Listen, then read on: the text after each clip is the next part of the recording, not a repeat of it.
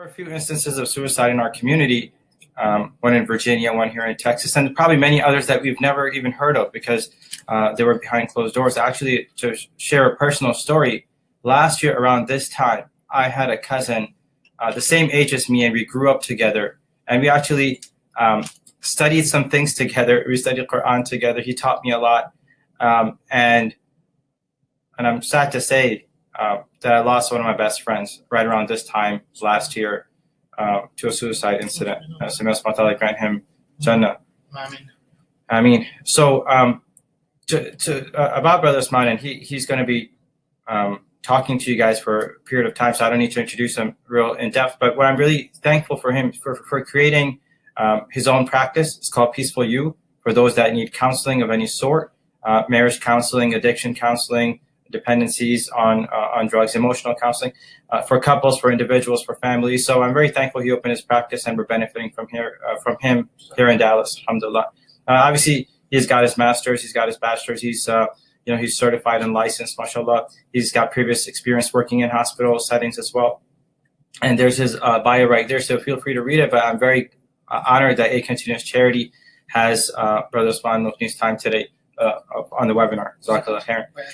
So what is A Continuous Charity? Quickly, just want to describe the organization that's putting together the webinar. So A Continuous Charity, I put in the simplest terms possible.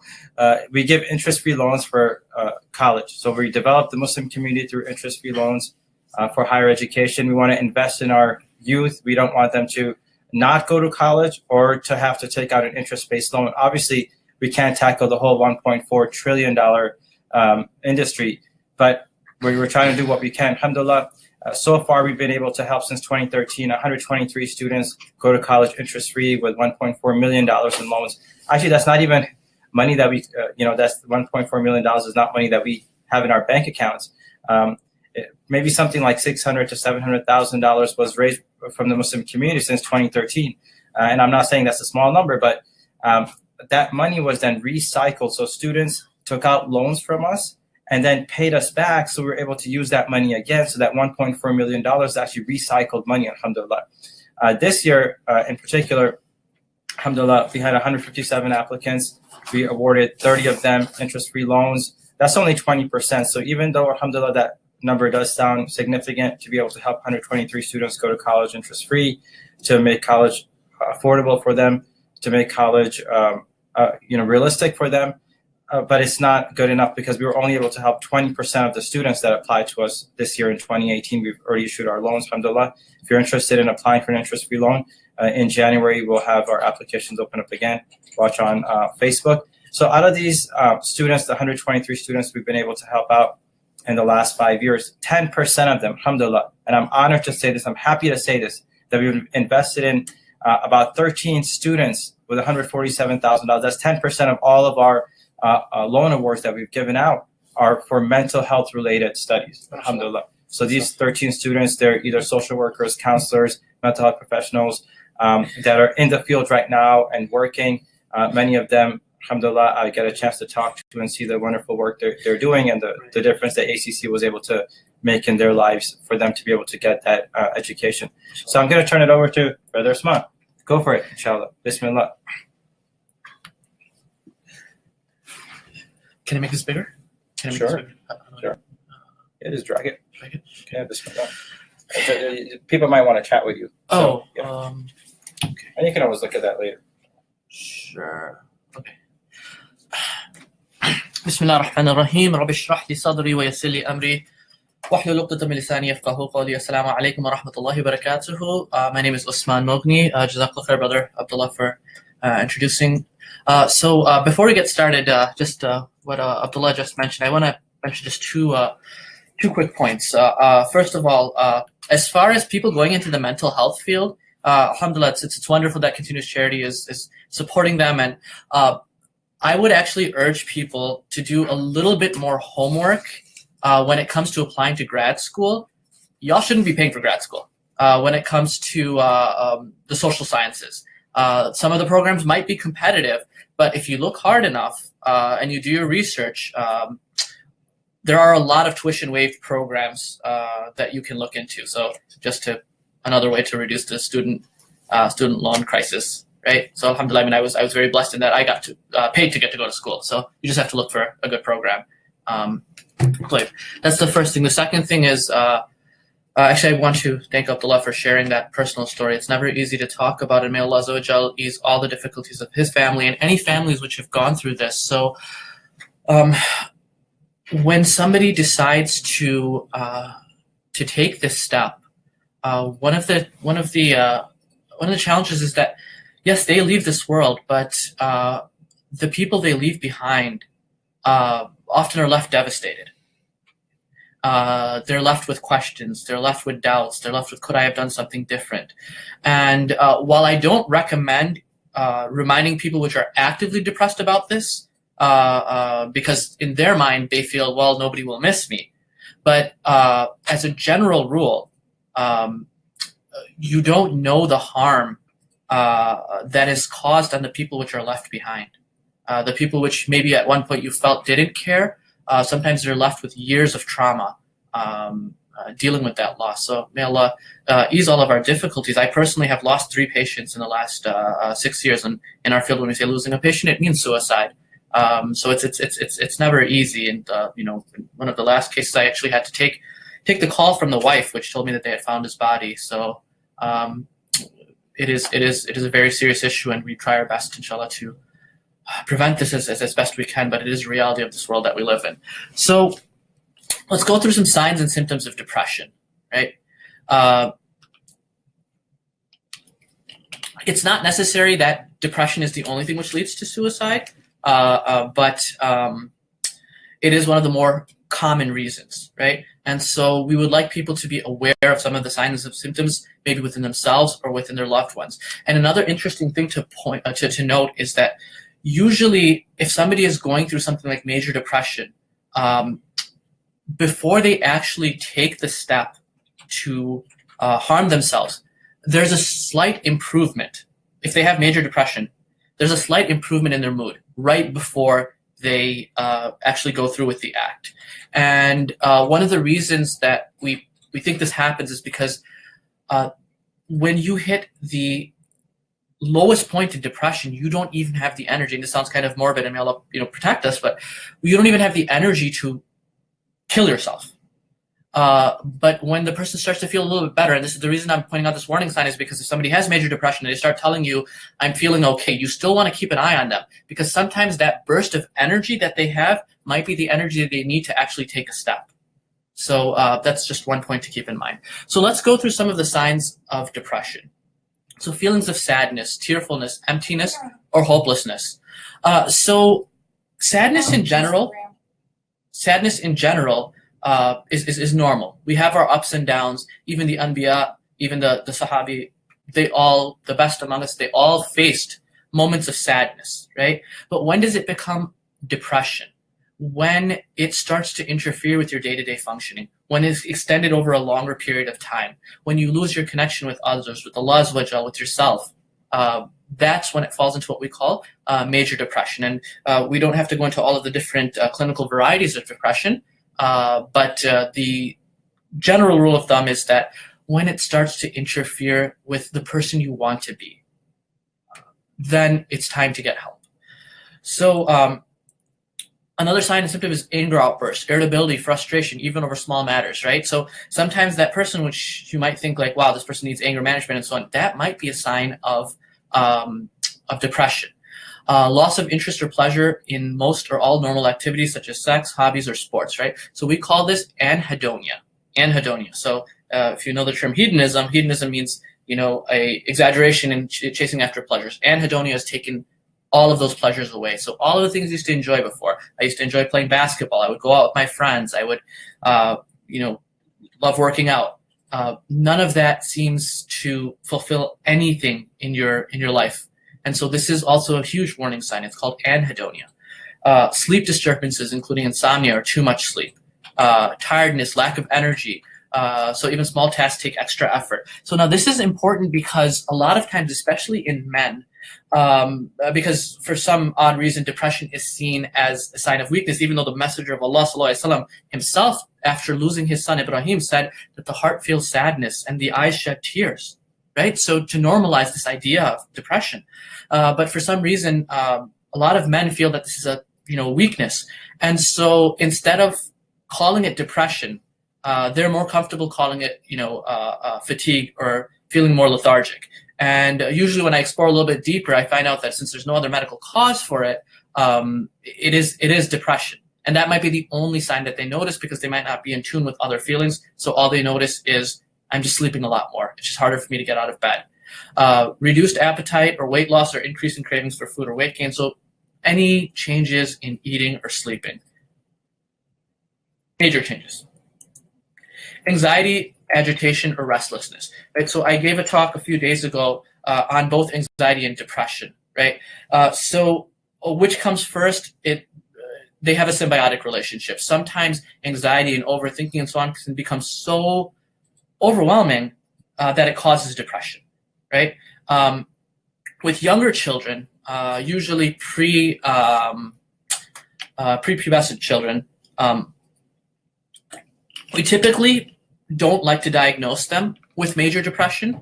There's some different theories behind that. Sometimes people have explained that the brain and there's still certain developments which wouldn't allow for depression to be full blown, but anxiety can be very prominent, right? And so when it comes to children, look out for anxiety, because if clinical anxiety goes untreated, then once they reach puberty, there's about an 85% chance that it will turn into depression.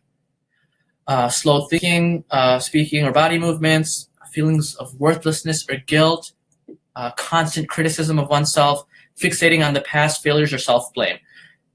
In a nutshell, anxiety is when your mind races 100 miles an hour towards the future, right? As one of my clients said, I think 100 years into the future on everything. And depression is when your mind is stuck in the past. I shouldn't have done this. I should have done this. Why did I make this decision? I can't believe this person said this to me, right? So anxiety, thinking way too much into the future. Depression, thinking way too much into the past, right? And now here's the point that we're going to be focusing on more, right? Frequent or recurrent thoughts of death, suicidal thoughts, suicide attempts, or unexplained physical problems such as back pain, headaches. Oftentimes it comes even as, especially in youngsters, it'll come as like stomach pain, GI issues, maybe constipation, diarrhea, things like this. So I want to delineate between what's known as suicidal ideation versus an intent to harm oneself, right? So, and this is a delineation that I think only clinicians should be making. But when somebody talks about having thoughts of suicide, that doesn't necessarily mean they're going to go through with it, right? So as a clinician, if somebody shares with me that, listen, I just had this fleeting thought of wanting to kill myself, I'm not going to send them to the hospital, right? And sometimes they're often afraid to talk about that because they think the moment I mention this to somebody, they're going to hospitalize me. Not true. If you just have suicidal thoughts, and all of us have at one point or another thought something like this, that maybe, it would be better if I didn't exist. Maybe, if I wish I could just go away for a bit, right? That's not the same as somebody who actually has an intended plan, right? And so this is how we differentiate between, do we need to call 911? Do we need to get somebody into a hospital? If somebody has an active plan. So anytime somebody comes to me with suicidal thoughts, right? That's one of the first things that I ask them. Did you have a plan? Have you ever attempted before? And so if somebody tells me, listen, Usman, if I leave this office, if I leave your clinic, I will kill myself, then that is a point where I would have to call 911 or get them into the ER. But if you just have those thoughts, it's okay. It's not necessary that you're going to be admitted into the hospital. This is something that can just be worked through. So for the public in general, when we come across this issue, how do we help people struggling with this? How do we help people struggling with major depression? How do we help people struggling with just any of these challenges in life, which just make us human, right? So let's go over a list of kind of what to say. And I had actually surveyed a few of my patients, a few of my clients, before one of my talks, and I said that, what would you like people to know about your depression, right? What would you like them to know? And what helped and what hurt? Because sometimes, out of the goodness of their heart, sometimes parents, other people might try and get them out of that. But what they're saying might be more detrimental to their health than actually beneficial. So the first thing, what to say, I can't imagine what you're going through. I can't imagine what you're going through. Emphasize that their struggle is unique and it matters. And it matters. One of the worst things you can say is that, well, there are other people which are going through that struggle. Look at the children in Syria and so on, and you're complaining about, failing a test. No, at that moment, that person's pain is just as real as a child starving in Syria. It doesn't diminish the other's pain. Rasul sallallahu alaihi wasallam, when he sat with the younger brother of Anas ibn Malik radiallahu anhu, a toddler who lost his pet bird, he sallallahu alaihi wasallam empathized with him and he said, Ya Aba Umair, ma fa'ala an-nughair. Oh, Abu Umair, what happened to your pet bird? Right? Are there more important things going on in the ummah than consoling a child whose pet died? Of course there are. But the Prophet ﷺ knew that at that moment, that bird meant the world to the child. At that moment, when the person is going through depression, that breakup, that failed marriage, thinking about, maybe abusive parents, whatever it might be, that means the world to them. So don't tell them there are other things going on in the world, because what that does is make them feel even more guilty. So I'm an ungrateful person on top of being depressed. Okay. I'm sorry for the way you feel. I'm sorry you feel this way. Right? Sometimes it's okay just to let them talk. You don't have to give advice. Just hug them and let them cry. If they are talking about hurting themselves, for the love of God, take them seriously. Take them seriously. You don't want to be in a position where you say that, maybe there's not, and then you're left with the what ifs if they do something. So take them seriously. Encourage them to maybe surround themselves with loved ones. Encourage them to go to the hospital if they have to, but take them seriously. What not to say, right? And again, a lot of this comes from my clients because they heard it, and some of them said that the responses that we got from our loved ones regarding our depression hurt more than the depression itself. Number one, try praying more. And we're going to give the example of Maryam al-Islam, and this is why it's a very silly thing to say to somebody which has depression, right? Now, does prayer help somebody's mood? Absolutely. But if somebody is already feeling worthless, do you really want to throw in their face that not only are you worthless, but you're a bad Muslim, right? Some of my patients with the most severe depression, their iman was through the roof. So it is not an indication of one's faith. So try pray more, go to the masjid more. While this is good, don't do it while the person is actively in that depression. You need to put more trust in Allah. Again, same thing. It's nothing to do with one's tawakkul. One of the worst things you can say is that, it has to do with your iman, right? True Muslims don't get depressed. Very false. A human being gets depressed. If you have a heart and a soul and a brain, you're susceptible to depression. Rasul sallallahu alaihi wasallam cried in front of the grave of his mother, and he just began to cry. And when the companions asked, what makes you cry? He said, this is the grave of my mother, and I just miss my mom. And this is the messenger of Allah sallallahu alaihi wasallam. There are other people suffering worse than you, worse than us. You should be grateful. Again, that person at that moment, their pain is the realest thing that they see. I know exactly what you're going through. You don't. Even if you've been through a very similar situation, you have no idea. In 2008, my alma mater for grad school, we had a school shooting.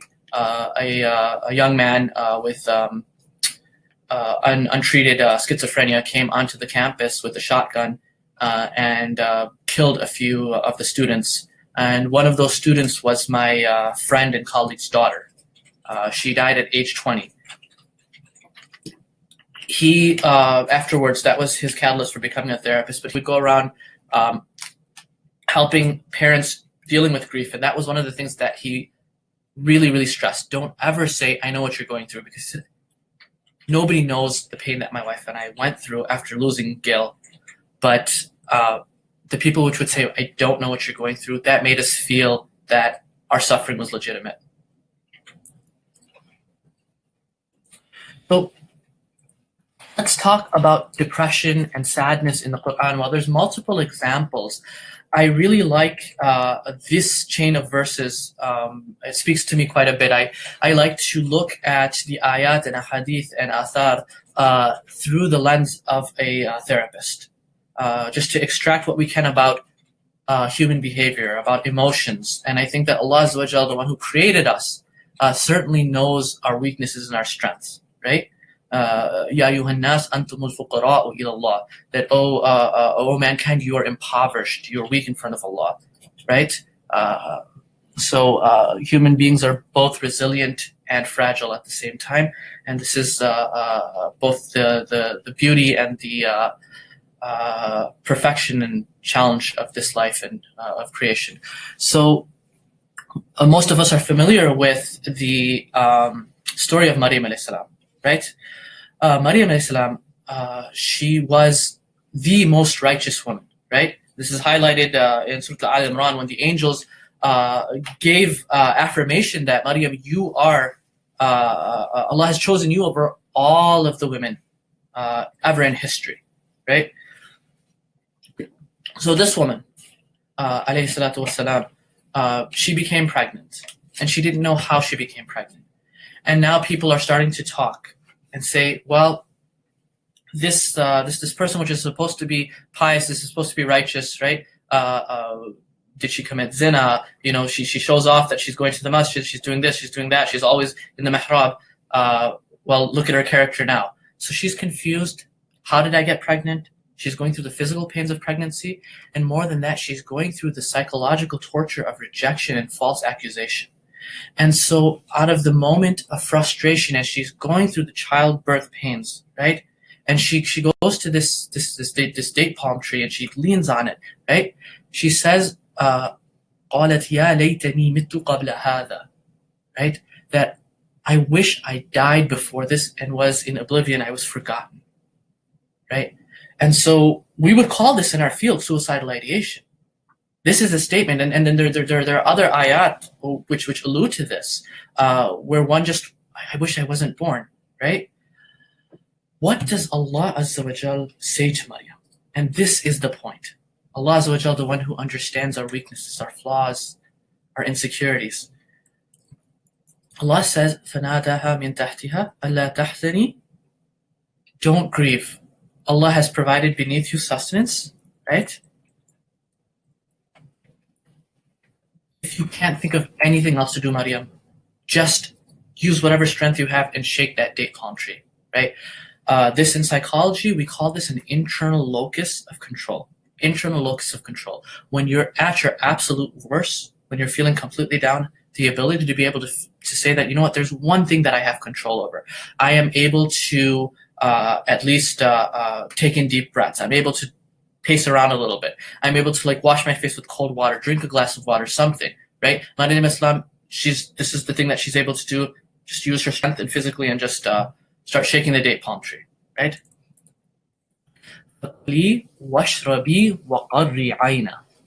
Beautiful, beautiful answer to one's depression. Maryam, take care of yourself. Eat something, drink something, and bring coolness to your eyes, knowing that if you feel the whole world has abandoned you, I have not abandoned you. I will never leave you, right?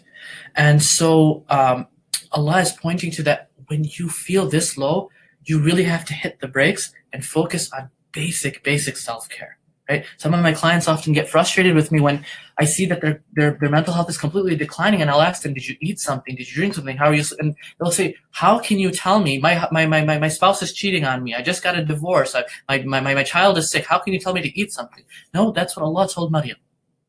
Eat something, drink something, take care of yourself, so that then you can take yourself enough that you can make healthy choices afterwards. So once she's done that, then Allah Azza wa Jalla says that فَإِمَّا تَرَئِنَّ مِنَ الْبَشَرِ أَحَدًا فَقُولِي إِنِّي نَذَرْتُ لِلرَّحْمَنِ صَوْمًا. Then this is how you deal with the naysayers. This is how you deal with the people which are putting you down. You stay away from that negative environment. The people which will induce your depression, the people which are putting you down, temporarily separate yourself from them, right? Eat something, drink something. No, Allah will not abandon you. Separate yourself from negative environment. There is no place in this series of verses, at least in front of me, that I'm reading, where Allah says, Maryam, you need to pray more. Or Maryam, how dare you lose faith in me? Losing hope from time to time is not an indication of one's lack of iman. Had it been, then Allah Azza wa Jal would have called out Maryam for the rest of humanity to see. But He told Maryam, eat something, drink something, bring coolness to your eyes. Now, let's talk about what to do when somebody actually tells you that, hey, I think I'm going to hurt myself. Or you yourself feel this way, right? So if anything you get out of this lecture, it should really just be this last slide right here. This is it. Take a screenshot, whatever you have to do. But this can, inshallah, someday save somebody's life, right? And this is a therapeutic safety plan. This is a pretty common practice in most clinics, in most hospitals, when a patient will say, I'm going to hurt myself. We do not let them leave the premises until they write down a contract. Now, is that going to completely protect them? Absolutely not, but at least it gives some control. It gives some type of hope. So the first thing I have people write down is all of your personal warning signs or triggers. And the reason I say personal is because even when I'm talking about the signs and symptoms of depression, everybody's unique in their own way. So you would know yourself when I really start to feel downhill, when I stop eating, that's when I know that, oh my God, I might do something to myself. My depression is really hitting me hard. So write down each and every one of those triggers. When I start isolating myself, when I start saying just the most negative, horrible things about myself, when I'm extra critical of myself, when I just feel empty when I'm praying, right? Write down all of these warning signs. That when all of these signs are there, that means I have to go to step number 2. And step number 2 is a list of contacts you can reach out to immediately. Please don't keep those thoughts to yourself. And in fact, what I tell people is that when the depression hits, you cannot trust yourself. Do the opposite of what the depression tells you. The depression says, don't eat, eat. The depression says, nobody's going to care. Don't call anyone. No. There are people which love you. Reach out to them, right? So write a list of contacts that you can reach out to immediately. I would recommend at least 4 or 5, right? On top of that list should be this number, 741-741, okay? 741-741. If you text the word home, HOME, to 741-741, somebody will immediately respond to you 24 hours a day, 7 days a week. There's a suicide prevention line. And even if you Google suicide prevention number, it'll also give you a link to an online chat. But the reason they started doing this with text is because even sometimes to pick up the phone and call somebody when you're in that low of a state is difficult. So if all you can do is just grab the phone next to you and use your thumbs and type the word home, do that. With whatever last ounce of strength or energy you have, let that be the first action that you do. After that is a list of coping skills. A list of coping skills to help you get out of the current negative state. Now, what I recommend people do is make these coping skills very, very easily accessible, right? So don't write down, I will read Surah Al-Baqarah and pray 10 rak'ah. It's not going to happen. People with major depression, it's a struggle even to take a shower once a week, right? So be realistic. It could be something as simple as deep breathing, right? I'm going to go through like 10 rounds of deep breathing. I'm going to wash myself with cold water. I'm going to drink a glass of water. I might just have a playlist of really relaxing, Quran or songs, or even sometimes just very, very funny clips, right? The show Parks and Recreation has gotten me out of a lot of sad times. So, just have something that will elicit the opposite mood, right? So listen to something funny, watch something funny. Whatever you can do to get yourself out of that current mood. But the point of writing it down beforehand is that you're not going to be able to remember to access that when you're going through that. So it has to be a knee-jerk reaction. Make sure the skills require minimal effort and are accessible any time of the day, right? So while exercising is a great skill, at 12 o'clock, you're not going to go out and, start running down the street. I don't recommend it. So have this safety plan. If it's you which is going through the struggle, put it on your phone. If it's your friend, make them write it down on their phone, write it in front of you, and save it on their phone, in their notes, and wherever it might be easily accessible, even on a sheet of paper, something on their fridge, somewhere where the moment they start to feel like this, I don't know what to do, then their mind goes to autopilot. It's a knee-jerk reaction, and they go through lists 1, 2, 3, 4. Right? So we want to make it as easy as possible for people going through that to be able to take care of themselves during those moments. Right? So just to summarize, and then we'll take some questions and answers. Depression is a very real and human condition.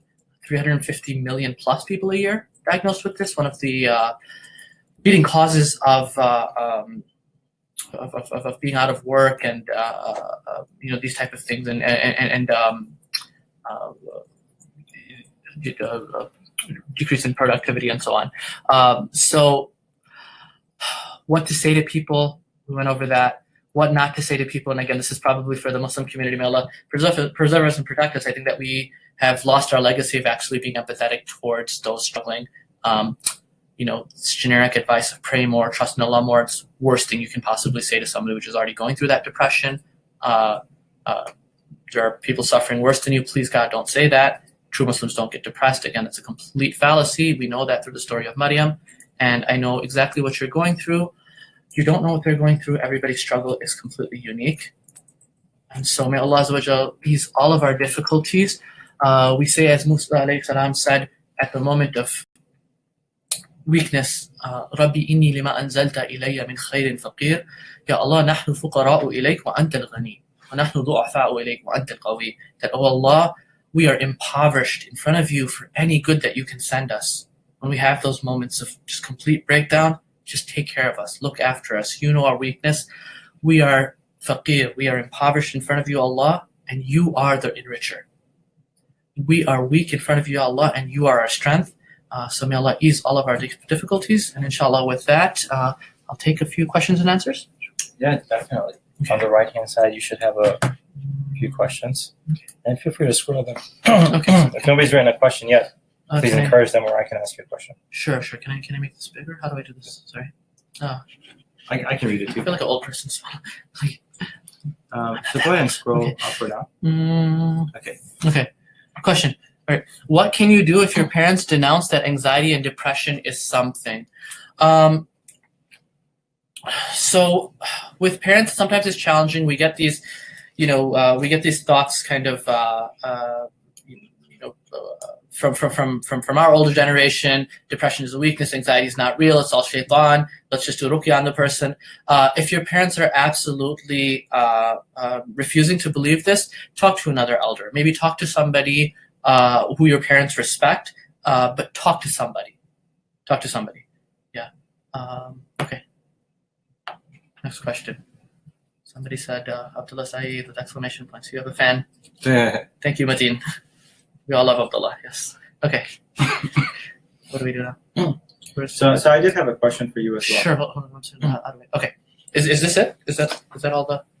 Those are all the chats. Okay, all right. We've got about 18 people online, but usually most people actually watch the replay, and I'll send all of you that are attending this live a replay link you can share with your friends and family so we can save lives together. Alhamdulillah, inshallah. Yes, okay. Your presentation, I already read that. That's all. Yeah.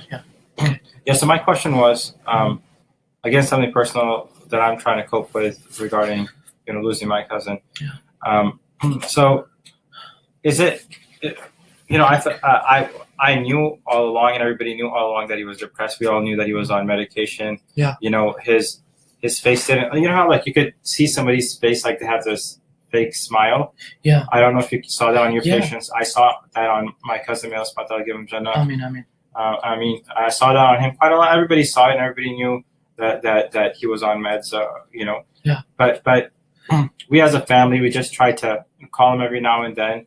Sure. I did offer to him a few times, hey, why don't you come to Dallas, hang out with me, sure. take 30 days off and attend like Quran intensive, I'll attend it with you or whatever. Sure. But other than just calling once a month and just checking up on a relative or once a week, what else can we do? Is there something that we should actively be doing if we know somebody's, on antidepressants for a long time? Or Sure. I mean, obviously, reach out to a professional, make sure. But I mean, the one thing I always feel, Abdullah, just personally, is that you can't beat yourself up. You're always going to replay the tape. I could have done this. I could have done this.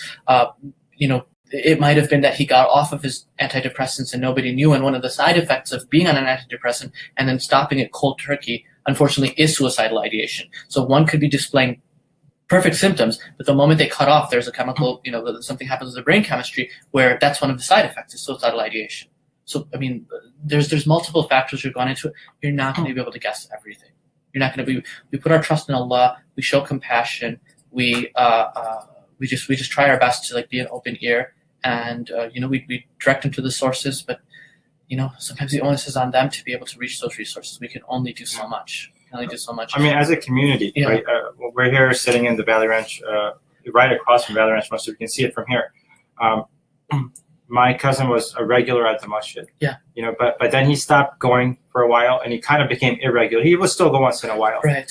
But then I didn't see the community reach out to him. It was just us family members once in a while, cousins checking up on him. Even his parents, they knew about it, but they didn't know what to do except just, hey, let me take you to the doctor. And that will exacerbate the thought of nobody cares about me, right? That person already thinks, well, nobody's going to miss me when I'm gone. And the evidence for that is nobody's calling me. Nobody's reaching out to me. Juxtapose that with the Prophet of Allah, ﷺ, who immediately knew that the woman which cleaned the masjid was gone, right? Why didn't the woman show up? We prayed for janazah at night. Why didn't you wake me up? We all know this hadith, right? We obviously have a lot of work to do in the community with reaching out to these people, making them feel loved. You don't have to be a therapist to take somebody out for pizza.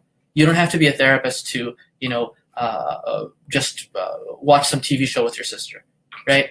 A lot of especially the sisters will get discouraged because they'll say that, we've tried reaching out, but then people will just get tired of us and so on. And, and the ironic thing is that if somebody reached out to them, they would never get tired. Some of these people have the kindest golden hearts, but then it's, they feel other, and sometimes they get the opposite, that I would certainly help this person, but then I don't get that back in return. So we have a lot of work to do as a community with regards to that. Yeah. But I know what you mean. It's goes with the point that sometimes you think that things are getting better, but then so my last patient which killed himself, it was the first time that he actually got help. And unfortunately for me, alhamdulillah, I'm glad I had that experience, and may God ease all of his family's difficulties. But he told me this was the first time that he spoke to a therapist, and he told me, he said, Usman, I think I'm gonna make it. I think for once I'm gonna make it, and I finally feel hopeful. And then he stopped showing up to the hospital. I tried reaching out to him, and then I got a call a week later. And of course I questioned myself, and I had a lot of support myself from staff, from friends. It was a wonderful hospital, and I had to go through a little bit of counseling myself even to deal with that, because obviously we're a field you connect with those you work with, right? So of course I'm going to have those thoughts. Could I have done something different, and so on? And subhanallah, the wife, I still remember the call. So what happened was, it was a private hospital, and it was a very, very affluent hospital, but we had means for people which didn't have insurance. And, I made sure that this guy was funded enough so that he could get the treatment. So when the wife asked me, she said, I just want you to swear to me one thing. And I said, what's that? She said, swear to me that you didn't turn away my husband because he didn't have the money. I said, I swear to you, we did everything we could. And she said, that's all I needed to hear. But, you still question, was there something else I could have done? Gonna just there's a couple of other questions here on the screen. What resources are there for me to learn more about mental illness, like depression and anxiety, and how to help people with them? NAMI, Naima. Just type that in Google. That's the best resource, NAMI. So there's going to be a plethora of research on that. It's the National Alliance on, I don't remember the whole thing. It's NAIMI. NAMI. Yeah. Sure. Yeah. That's probably the best resource I can think of. Sorry. It's a weird acronym.